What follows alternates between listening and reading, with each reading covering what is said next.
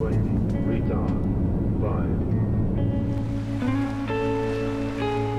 all dreaming of taking off overseas again. But what really awaits us? Experts say when travel restrictions ease, customs queues will be longer than ever. Officers won't just be flipping through passports, there'll be test results and vaccination certificates to check. Cruise ships and hotels will take a tough line too. The industry will have to adapt to new hygiene measures, like touchless toilets.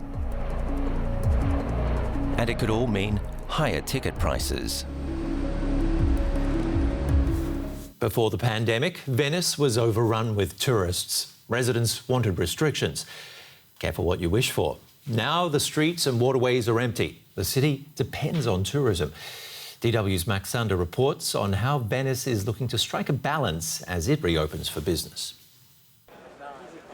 A gondola ride is probably the most romantic experience you can have here in Venice, even for veteran gondolier Maurizio Carlotto. When we take someone with us, we try to make them live the dream. He is one of the city's roughly 600 gondoliers.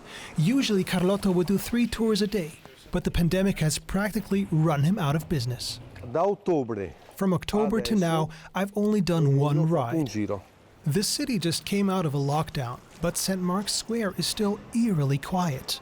The world-famous Café Florian remains closed during the week. Before the pandemic, streets were packed with tourists from all over the world. 20 million visitors each year brought money, but also changed the face of the city. Over the years, Venice became almost entirely dependent on tourism, and the pandemic, with its travel restrictions and lockdowns, further laid bare the issue.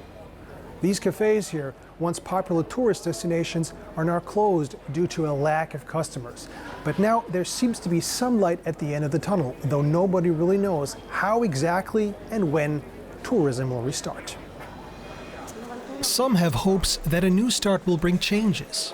David Bozaro is an activist with Venezia.com. The group installed this counter in the window of a pharmacy to help publicize the declining number of residents. 50,965 is the actual number of people, citizens, living today here in Venice. That's 30 people less than a week before. Over-tourism has been driving people out of the city, but the problem is more complicated than that. Venice itself suffered from the fact that the lack of tourism was also the lack of, work for many, many people. And therefore, this is what we are experiencing now. It's a very strange situation. We don't want too much tourism because it would suffocate the place. But at the same time, we can't live without tourism. In a place where everyone lives off tourism one way or another, it is difficult to find a balance.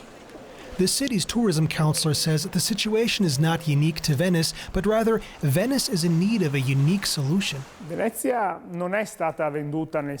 has not been sold out in a derogatory sense.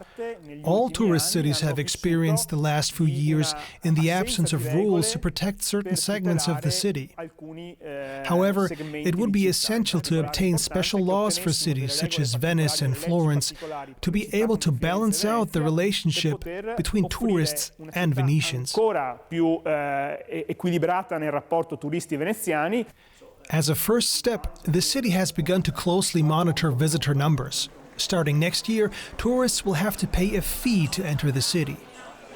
But Maurizio Carlotto misses what some people consider the bad old days. I would also go back to what it was like 2 years ago, with a few less people maybe. But it wasn't a massacre like they were saying. It was sustainable. The debate over the future of tourism in Venice is far from over, but for now, most people here cannot wait for visitors to return. And Pippa Stevens joins us from our science desk. We'll get to the science in a moment, but first, when are these borders going to reopen? Not just to tourists, of course, but people who haven't seen their families in such a long time. I haven't seen my parents in Australia for 2.5 years. So officials at IATA are expecting world borders to open up in October 2021. Unfortunately, this isn't borne out. In Australia, it's expected not to be until mid-2022. That's a big wait. Yeah, I know. It's a bit better in Europe, so some countries like Poland are already open, with exceptions like you need vaccinations. Some countries like Denmark is planning to open fully on the 26th of June. Variants are complicating this a little bit, so Israel was planning to open up at the end of May. Now it's looking like that'll be pushed back to the end of June, but still, you know, quite soon. So there's hope, but I mean, even if we can, should we be going and seeing our loved ones? It's a bit of a moral question. It's a really complicated one, isn't it? I haven't seen my family for a long time either, and I've been thinking about it a lot. In terms of the pandemic, the things we have to think about are the vaccination rates, we have to think about new variants, we have to think about the new infection rates in that country. And then also there's the border question, and it depends on the restrictions of the country you're coming from, but also the country you're going to. I find it quite interesting reading about what flights are doing. So flights have an air filter system that's used in operating theatres, and it cleans the air 30 to 40 times an hour. Some of them aren't letting people go in economy seats in the middle of the aisle, and they disinfect the plane between flights. So it's kind of complicated, but that's why we have governments and public health authorities to give us indications. And at the end of the day, it sounds like we're not going to return to normalcy when it comes to travel. It's going to be a different experience.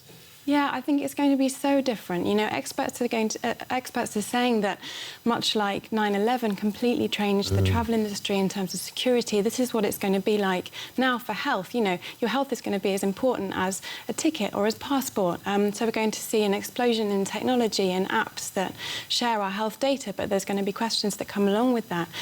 Many public health experts are calling for masks to be mandatory on flights.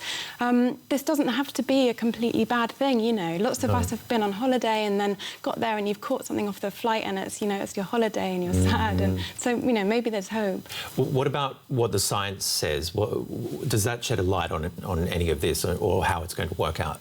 Yeah, so there was a study in the Lancet journal published at the beginning of this year, and it looked at the impact of travel restrictions on the import rates of COVID. And what it found was that blanket, complete travel restrictions only really benefit the spread of the virus in limited scenarios. So number one is if you've got a very, very low case load in that country. So New Zealand would be a good example last autumn. Number two is if cases in your country are growing and it's about to tip into exponential. The authors also noted that new variants were something to consider. If you want to keep a new variant out, then that's when they can be useful. But they really called on governments to make kind of tailored approaches to different countries and to use the most up-to-date data. And it's helpful to us as well to know that in epidemiological terms, it's not just a case of we can't travel anywhere at any point during the pandemic. Yeah. You know, sometimes you can in the right circumstances. Some hope there from Pippa Stevens. Thanks for coming in. So the world's slowly opening up again. I've managed to book a little trip to the Greek islands. Fingers crossed. The country's opening up again. Tourism accounts for about a fifth of Greece's national output. Travellers will need a negative test or proof of vaccination, and they'll have to fill out a passenger locator form, so no quarantine on arrival, which is a good thing. And tourists are also back in Washington, D.C. It had some of the toughest anti-COVID regulations. Its reopening highlights the nation's steady transition back to normality. But the tourism sector does continue to struggle. A great question today on the travel industry from one of our YouTube users, Saints and Scholars. I'll let Derek Williams take care of that.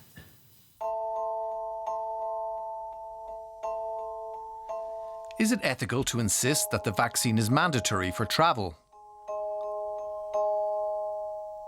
I'm no expert on ethics, but I'd like to explore this anyway, as it's rapidly turning into a very big issue. Decisions are already being made by governments and businesses and universities, you name it, about whether or not to grant privileges or impose restrictions on things like travel based on vaccination status. The first point to make, I think, is that all major health authorities are advising people who can be vaccinated to get vaccinated as a way to protect yourself, but also as a way to protect others. And that second part is the real ethical crux. By choosing not to get vaccinated, you could potentially catch and pass on a deadly disease to other people. So seriously simplified and boiled down, this question becomes kind of a classic face-off between an individual's right to choose what's best for them and what expert authorities say is best for all of us. Currently complicating the picture is that both individual nations and the global community are still divided into haves and have-nots. Is it fair to grant those lucky enough to have gotten a shot privileges like the ability to travel when they're denied to those who are still waiting for one? It's a tough question. It's certainly not fair, but for me at least, it seems justifiable. Things should get more clear-cut in a year or two, I think, once everyone has had an opportunity to get vaccinated, because there we have precedents. Many places already have vaccine requirements for other diseases. If you want to travel from Germany to a tropical country, for example, where certain pathogens are endemic, you have to get vaccinated against them in advance, period. And nobody complains. One way or the other, regardless of the ethical aspects, I think most countries will at least impose COVID-19 vaccine-related restrictions on people who are crossing their borders. Many have already done so. I'm hoping to get my second shot before that little trip to Greece. Thanks for watching. Stay safe and see you again soon.